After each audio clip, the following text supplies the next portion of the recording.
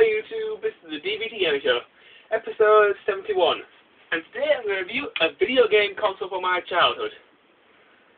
Now, a lot of people consider this console to be a complete and total failure. Which console is it, you ask? It's the SEGA Game Gear. Now, in my opinion, this game console was not a failure. It was just SEGA's extremely good try to beat the original Game Boy. Anyway, let's start reviewing this console.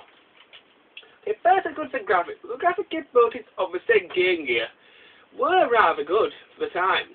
It had the power of an 8-bit SEGA Master System inside it, and it also had the power of a 16-bit SEGA Mega Drive inside it. So the graphics were pretty good for the time.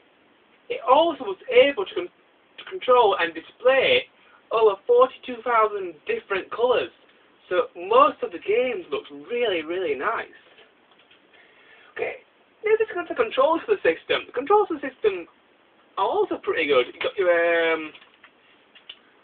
arrow pad on your right hand side, your 1 and 2 buttons, your start button, top left you've got your power switch, top right you've got your volume, and on the right hand side on the left hand side you've got your brightness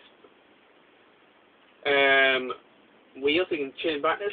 At your top right you've got your volume wheel, so you can change your volume. Headphone port on the top and power port on the top. And they're all the controls for the system.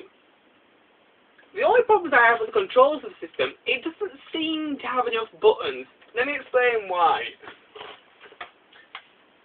One of the games that I own for SEGA Game Gear is G-Logic Air Battles. In G-Logic Air Battles, there's no pause button at all, which is a really big problem. What happens if you want to pause the game and take a little break for a while? Because for some strange reason, in this game, the start button, instead of pausing the game, operates your plane's boost. If the SEGA had put an extra button on there, they could use that to operate the plane's boost and still had a pause button. That's the only problem with the SEGA Game Gear controls. It doesn't have enough buttons. They could have added just 2 more, so that you have to use the start button and an extra button to play certain games. Because every game needs a pause button, as far as I'm concerned. Okay, next let's go to the game box. The game box of this system, I haven't seen that many of them, but one that I've seen looks very nice. It had loads of pictures on them and lots of text to tell you what the game was like. Okay, next let's go to the multiplayer. The multiplayer system was also very good. You can link up to 4 Game Gears together so you can play with your friends, but you need a link cable, and you also need a copy of the game for each person. But the multiplayer system was still pretty good. Next let's go to the games. Well, there were several games on the Game Gear. There was about 300 in all. I'm going to show you the ones that I've got so far. The games that I own for the Game Gear, I own Sonic 1, Sonic 2, Lion King, Streets of Rage, Mortal Kombat, SEGA's 4-in-1,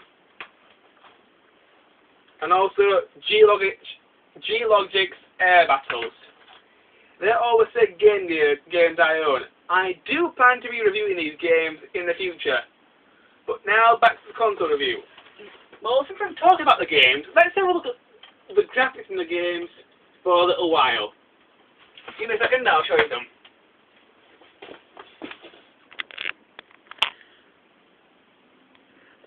Now that I've got my camera set up, I can show you what the games look at and say the game here. The game that I'm going to show you a clip of is Sonic 1. So, enjoy! Here we go.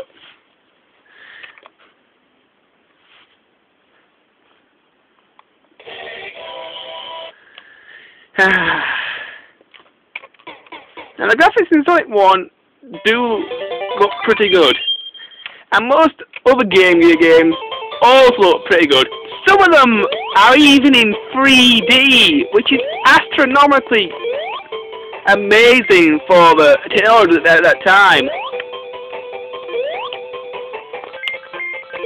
So the graphic capabilities of a SEGA Game Gear were awesome for the time. They really tried everything they could to make this look better than the SEGA Game Boy. I mean Nintendo Game Boy. And they did a pretty good job showing off the graphics with the SEGA Game Gear. Yeah, that's all I'm going to show you for now. Back to the review.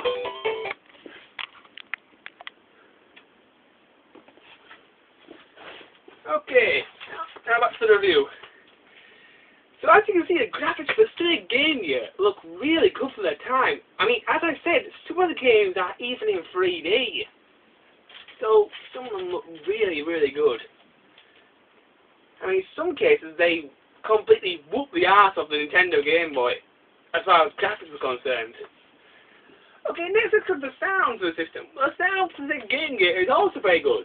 As you've heard in the game showing, the sound quality is pretty good in these things. They're capable of mono and stereo sound, so the sound quality is pretty good. Okay, let's go to the size of the console. Well, back in the day, this was a pretty good size for a system. I mean, the original Game Boy was pretty big as well, and the SEGA Game Gear was also pretty big. Now, these days, this thing is massive compared to the systems of today. I mean, if you compare the size of this system to the DS and the Game Boy Advance SP, you can see a big difference in the size. So, as far as this system is concerned, it's a pretty big machine. Now, it's quite heavy as well. It's about 3 pounds in weight. Really heavy. Okay, now a lot of people say that the SEGA Game Gear was a complete failure, and there are several reasons why the system kind of failed. The first reason was battery life. The SEGA Game Gear's battery life was only 0 to 5 hours. The maximum time you got out of this was 5 hours, no longer, on a brand new set of batteries. So this thing really knew how to eat batteries. Another reason why the SEGA Game Gear failed, it cost quite a lot of money when it first came out. The SEGA Game Gear cost 150 quid when it first came to the shops.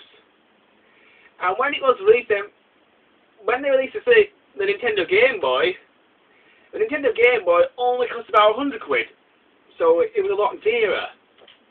But the biggest problem for the SEGA Game Gear was third-party support. The only company that produced games for the SEGA Game Gear was SEGA. Every other company who wanted to produce games produced their games on the Game Boy. So the Game Gear didn't have that many games either. So they're the main reasons why the system failed. In my opinion, the system didn't fail. It just did a very good try at trying to beat the Game Boy, but unfortunately they failed. But it's still a very good system, and I still like it. Anyway, let's rate the SEGA Game Gear. I give the SEGA Game Gear a 3.5 out of 5. So in my opinion, it's a pretty good system. So it's a 3.5 out of 5. Okay, my next review will be a Game Boy Advance review. I'm going to review Banjo-Kazooie Grunty's Revenge for the Game Boy Advance. But I'll see you next time, YouTube. Until then, bye-bye.